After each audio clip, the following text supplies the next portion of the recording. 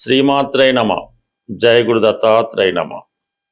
ప్రధానంగా ఎవరి జీవితంలో అయినా ఒక వ్యక్తి, అది స్త్రీయా పురుషుడా ఎవరైనా సరే, వారి జీవితం అంతా ఆనందంగా సుఖ సంతోషాలతో హాయిగా ఉండాలన్నా, సంతానం కలగాలన్నా, సౌభాగ్యం ఉండాలన్నా కంపల్సరిగా వారి యొక్క జన్మజాతకంలో శుక్రగ్రహం యొక్క స్థితిని బట్టి, బలాన్ని బట్టి ఆధారపడి ఉంటుంది. అయితే ఈ శుక్రుడు మగవారి జీవితంలో భార్యాకారకుడు అవుతూ ఉంటాడు. అంటే ఎవరైనా అబ్బాయిల జాతకంలో శుక్రుడు మంచి ఉచ్చులో ఉండి బలంగా ఉంటే వారికి బాగా సౌందర్యవతి, ధనవంతురాలు, గుణవతి అయినటువంటి భార్య రావడం జరుగుతుంది. వివాహం తర్వాత వారి జీవితం చాలా సక్సెస్ఫుల్గా వెళ్ళడం జరుగుతుంటుంది. అదే అబ్బాయిల జాతకంలో శుక్రుడు బలహీనంగా ఉన్న, నీచలో ఉన్న, పాపగ్రహాలతో కలిసి ఉన్న వారికి అనుకూలమైనటువంటి భార్య రాదు సరికదా. వివాహం తర్వాత వాళ్ళ జీవితం చాలా స్ట్రగుల్ పడవలసి ఉంటుంది. ఉదాహరణకు ఉద్యోగం పోవడం కానీ, పేరెంట్స్తో విభేదాలు రావడం కానీ, ఆర్థిక పరంగా చితికిపోవడం కానీ, వ్యసనపడవడం కానీ, ఇవన్నీ వివాహం తర్వాత జరుగుతున్నాయంటే వారి యొక్క జీవితంలో వాళ్ళకి ఈ పతనానికి వాళ్ళ భార్య అయితే కారణం కాదు, ఇతని జాతకంలో ఉన్నటువంటి శుక్రుడు మాత్రమే కారణమవుతుంటాడు. అందుకని శుక్రుడు ప్రధానంగా కారకత్వం వహించే విషయాల్లో మెయిన్ సంతానం ఒకటి. వివాహం తర్వాత సంతానం కలగపోవడానికి కానీ, సంతానం ఆలస్యం అవడానికి కానీ శుక్రుడే కారణమవుతుంటాడు. అంటే శుక్రకణాలు, అది సైన్స్ పరంగా వెళ్తే అది డెప్త్ సబ్జెక్ట్ అవుద్ది. బట్ ఏదైనా శుక్రుడి బట్టే సంతానం కలుగుతుంది. ఒకరి జీవితంలో పెళ్ళైన తర్వాత మొత్తం అందరూ అమ్మాయిలే, ఆడపిల్లలే పుడుతున్నారు అయినా దానికి శుక్రుడే కారణం అవుతూ ఉంటాడు. లేదా అందరూ అబ్బాయిలే కలుగుతున్నారు అయినా కూడా శుక్రుడే కారణం అవుతుంటాడు. రిపీటెడ్గా గర్భస్రావం జరుగుతూ ఉంటుంది, అంటే ప్రెగ్నెన్సీ పోవడం జరుగుతుంటుంది, 2-3 సార్లు కూడా పోవడం జరుగుతుంటుంది. దానికి కూడా శుక్రగ్రహమే కారణం అవడం జరుగుతూ ఉంటుంది. మనిషి యొక్క జీవితంలో చెడు అలవాట్లకి, వ్యసనాలకి కూడా మరి శుక్రుడే కారణం. అలాగే ఈ రొమాన్స్కి, ఈ లవ్ అఫేర్స్కి, అక్రమ సంబంధాలకి, వాట్ ఎవర్ ఇట్ మేబీ, జీవితంలో ఒక సంతోష గడియలు రావాలన్నా శుక్రగ్రహం బలం ఆధారపడి ఉంటుంది.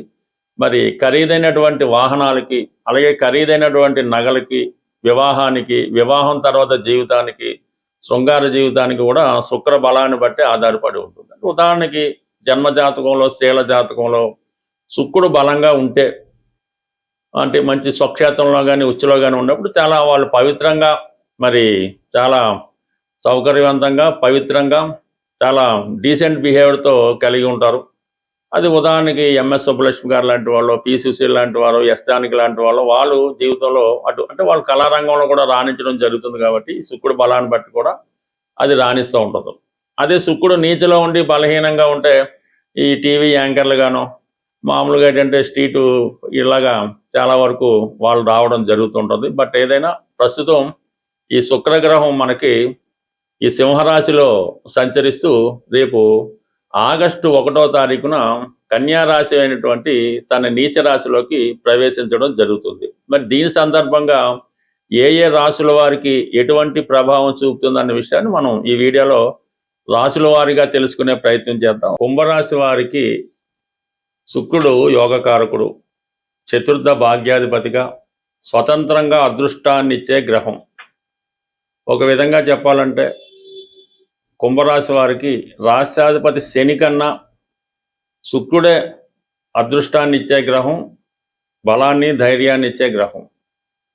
అటువంటి శుక్రుడు ఈ రాశి వారికి ప్రస్తుతం అష్టమ స్థానం అయినటువంటి కన్యా రాశిలో ప్రవేశించడం గురించి మనం మాట్లాడుకుంటున్నాం. ఆగస్టు 1 నుంచి సెప్టెంబర్ మధ్యలో అష్టమ స్థానంలోకి రాబోతున్నాడు మన శుక్రుడు కుంభరాశి వారికి. సో అష్టమం అన్నది సప్తమానికి ధనస్థానం కాబట్టి, మరి అష్టమంలో శుక్రుడు వచ్చినప్పుడు కుంభరాశి వారికి కాబట్టి ఏ రాశి వారికి అన్నీ జరుగుద్ది. అయితే ఎస్పెషల్లీ కుంభరాశి వారికి శుక్రుడు అదృష్టకారకుడు కాబట్టి ఒక స్త్రీ ద్వారా మీకు అదృష్టం కలిసి రావడం జరుగుతుంది. అది వివాహం ద్వారా కూడా వచ్చే అవకాశం ఉంది. ఎందుకంటే సప్తమానికి ధనస్థానం కాబట్టి ఒక మంచి అదృష్టవంతురాలైనటువంటి భార్య రావటం వల్ల మీ జీవితం ఇప్పుడు మారబోతుంది. అయితే ఇప్పుడు వివాహం చేసుకోవడానికి సరైనటువంటి సమయం కాదు. వివాహం నిశ్చయించుకోవడానికి మీకు కరెక్ట్ సమయం. తర్వాత మీరు మళ్ళా ఈ శుక్రుడు నీచ నుంచి మనకి సెప్టెంబర్ 2 తర్వాత తులారాశిలోకి రావడం జరుగుతుంది. అప్పుడు వివాహం చేసుకుంటే అది జీవితాంతం సుఖపడుతూ ఉంటారు. శుక్రుడు నీచగా ఉండగా మీరు ఒక వివాహం చేసుకున్నా, ఒక వ్యాపారం ప్రారంభించిన, ఒక స్త్రీతో పరిచయం పెంచుకున్నా, కొత్త ఎఫ్ఐఆర్ పెట్టుకున్నా అది మీకు జీవితాంతం వేధిస్తూ ఉంటుంది. ఓ సందర్భాలు ఎలా ఉంటుందంటే వాడు చక్కగా ఏదో ఉద్యోగం అది చేసుకుంటాడు, చక్కని ఏదో వ్యాపారం చేద్దాం అనుకుంటాడు. ఒకే సంవత్సరం చేస్తాడు వ్యాపారం, కొన్ని లక్షల్లో నష్టపోతాడు అన్నమాట. సంపాదించింది పోగొట్టుకుంటాడు, మొత్తం నష్టపోతాడు. దాని తాలూకు అప్పు వాడి జీవితాంతం కడుతూ ఉంటాడు. మళ్ళీ ఉద్యోగానికి వెళ్తాడు కానీ వచ్చిన జీతం అది ఇది అంతా కూడా అప్పుగా వెళ్ళిపోతూ ఉంటుంది. అందుకని ఏంటంటే కుంభరాశి వారు ఎప్పుడు కూడా ఉద్యోగం మాత్రమే చేసుకోవాలి. వ్యాపారం చేసుకున్నాడంటే దాని పర్యవసానం అన్నది జీవితాంతం అనుభవించవలసి ఉంటుంది. సో ఎందుకంటే శుక్రుడు ఏదన్నా ఒకటికి వ్యాపారం కలిసి రావాలన్నా, పెద్ద మొత్తంలో బ్యాంకు రుణం పొందాలన్నా అష్టమ స్థానం ఇంపార్టెంట్. అష్టమ స్థానంలో శుభగ్రహం ఉన్నప్పుడు మాత్రమే జాతకుడు వ్యాపారం కలిసి వస్తుంది. మరి ఇప్పుడు శుభగ్రహం శుక్రుడు అయినప్పుడు కూడా అది నీచ స్థితిలో ఉండడం వల్ల ఏంటంటే ఒకేసారి పెద్ద మొత్తంలో అప్పు తెచ్చి వ్యాపారం పెట్టి దివాలా తీసి నష్టపోయి దాన్ని అప్పు జీవితాంతం కడుతుంటాడు. వాడు కడతాడు, వాడి పిల్లలు కూడా అప్పు చెప్తుంటాడు. కాబట్టి ఈ జాగ్రత్తగా ఆలోచించండి. ఈ సమయంలో మాత్రం ఆర్థిక పరంగా మీరు ఎటువంటి రిస్క్ చేయొద్దు.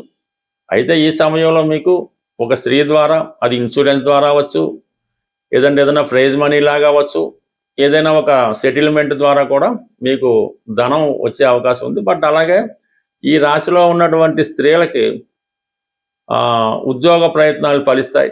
వివాహపరంగా ఉన్నటువంటి సమస్యలు పరిష్కారం అవుతాయి వాడు. అంటే అష్టమంలో ఉన్నటువంటి శుక్రుడి పైన శని దృష్టి పడుతుంది. ఇది కంప్లీట్గా ఒక మంచి యోగం అన్నమాట. ఎవరి జాతకంలో అయినా, ఎస్పెషల్ కుంభరాశే కాదు, ఎవరి జాతకంలో అయినా సరే వారి జన్మ జాతకంలో శుక్రుడు శనితో కలిసి ఉంటే వాడు కంపల్సరీగా వాడి జీవితంలో వివాహం తర్వాత అదృష్టవంతులు అవ్వడం జరుగుతుంది. ఇప్పుడైతే ఉద్యోగం చేసే భార్య, ఒకప్పుడైతే మంచి కట్నం తెచ్చి గొప్ప ఐశ్వర్యంతో భార్య రావడం జరుగుతుంది. అయితే మీరు చేయవలసిందల్లా భార్య చెప్పినట్టు వింటూ ఉండాలి. లేని పక్షంలో మళ్ళీ మీరు ఎందుకు పనికి రాకుండా పోవడం జరుగుతుంటుంది. కాబట్టి ఈ విషయం కూడా మీరు గుర్తుపెట్టుకోవాల్సి ఉంటుంది. బట్ ఏదైనా ఈ కుంభరాశి వారికి వివాహం ముందు ఒక విధంగా లైఫ్ ఉంటుంది, వివాహం తర్వాత లైఫ్ వేరే విధంగా ఉంటుంది. అది శుక్రుడు బట్టే ఆధారపడి ఉంటుంది. వీరి జాతకంలో శుక్రుడు బలంగా ఉంటే వివాహం తర్వాత అదృష్టం కలిసి వస్తుంది. పాపగ్రహాలతో కలిసి బలమైన పడితే వివాహం తర్వాత భ్రష్టు బట్టి మొత్తం జీవితం నాశనం అవడం జరుగుతుంటుంది. అంటే కొంతమంది అనుకుంటారు నాకు వివాహం తర్వాత ఇలా జరిగింది, దీనికి భార్య కారణం అనుకుంటారు. కానీ అది మీ జాతకంలో ఉన్నటువంటి శుక్రుడు కారణం తప్ప మీరు కొత్తగా వచ్చినటువంటి మీ భార్య అయితే కారణం కాదు. సో ఈ విధంగా మీరు మీ జాతకంలో శుక్రుడి యొక్క బలాన్ని బట్టి మీ యొక్క వివాహ జీవితం ఆధారపడి ఉంటుంది. ప్రస్తుతం నీతిలో పడి ఉన్నాడు కాబట్టి స్త్రీలను, అంటే మీ భార్యను కానీ, తల్లిని కానీ, చెల్లిని కానీ అర్థం చేసుకునే ప్రయత్నం చేయండి. ఎట్టి పరిస్థితుల్లో కూడా వారి మీద నిందలేయడం వల్ల మీరే నష్టపోయే అవకాశం ఉంటుంది. శుక్రగ్రహ పరిహారాలు అన్నవి చాలా సులభంగా చేసుకోవచ్చు. అంటే ఇంజనల్గా శుక్రగ్రహానికి డైమండ్ ఉంగరం పెట్టుకోవడం, 6 ముఖాల రుద్రాక్ష ధరించడం, ఈ బొబ్బర్లు దానం చేయడం, ఇవన్నీ కూడా ప్రాథమికంగా ఉన్నటువంటి రెమెడీలు. ఇవి అందరికీ అన్ని విషయాల్లో కలిసి రాకపోవచ్చు. ఏదైనా శుక్రుడు మీకు మంచి ఫలితం ఇవ్వాలంటే ఫస్ట్ వ్యసనాలకి దూరంగా ఉండాలి. ఎటువంటి వ్యసనం కూడా జాతకుడిని శుక్రగ్రహం అనుగ్రహానికి కారణం అవుతూ ఉంటుంది. అది తాగుడు అవ్వచ్చు, పేకాట అవ్వచ్చు, వ్యభిచారం అవ్వచ్చు, మరేదైనా అవ్వచ్చు. ఇది కంప్లీట్గా మీరు వ్యసనాలకు దూరంగా ఉంటే ఆటోమేటిక్గా శుక్రగ్రహ అనుగ్రహం లభిస్తుంది. ఇది స్త్రీలకు కూడా వర్తిస్తుంది.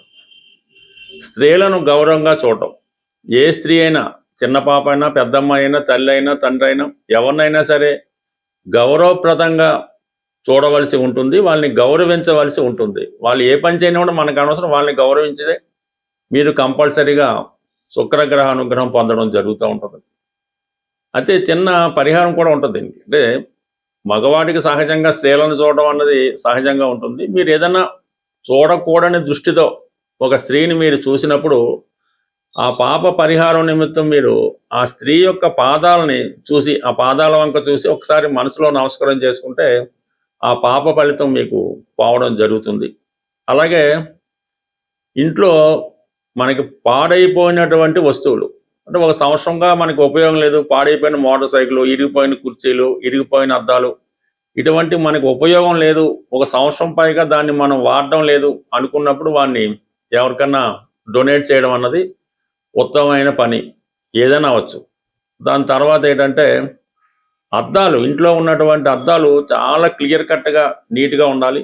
సాధ్యమైనంత వరకు పడక గదిలో, బాత్రూములో ఈ అద్దాలు, అంటే ముఖం చూసుకొని అద్దాలు లేకుండా ఉండడం మంచిది. మామూలు అద్దాలు అయితే ఓకే, గ్లాసెస్, పార్టిషన్ గ్లాసులు ఓకే.